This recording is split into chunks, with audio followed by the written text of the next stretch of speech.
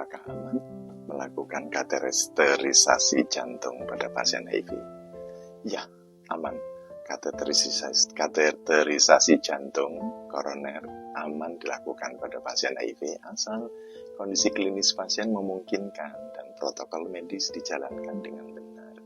Prosedur ini dilakukan untuk diagnosis dan penata laksanaan penyakit jantung yang justru lebih sering terjadi pada pasien HIV karena ada inflamasi kronik, terutama pada pasien yang sudah lama menjalani terapi antiretroviral.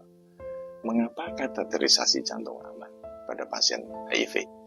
Pertama, dari perspektif pasien HIV kan berisiko lebih tinggi mengalami penyakit jantung koroner, miokarditis, perikarditis, dan gangguan vaskuler. Karena apa? Efek inflamasi kronis pada HIV, efek samping beberapa ARV, misalnya protease inhibitor, faktor risiko kardiovaskuler yang lebih sering, merokok, dislipidemi, kolesterol tinggi, hipertensi. Beberapa pasien HIV itu mengalami hipertensi loh.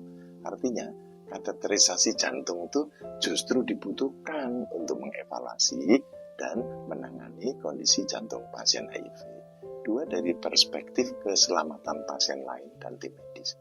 HIV tidak menular melalui udara atau sentuhan biasa. Penularan HIV hanya terjadi jika ada kontak langsung dengan darah terinfeksi ke luka terbuka atau mukosa. Di ruang kateterisasi kan diterapkan standar universal precaution kan, penggunaan APD lengkap, sarung tangan, masker, pelindung mata, alatnya steril dan didesinfeksi menyeluruh setelah tindakan. Protokol tajam dan limbah medis dijalankan dengan ketat. 3. Peralatan tidak dikhususkan loh.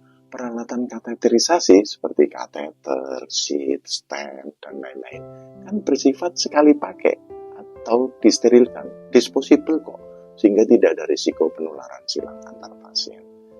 Hal-hal yang perlu diperhatikan sebelum prosedur, status imunitas CD4 dan viral load pasien dengan imunitas yang sangat rendah, kurang dari 200 sel per milimeter kubik, itu lebih rentan komplikasi infeksi pasca tindakan.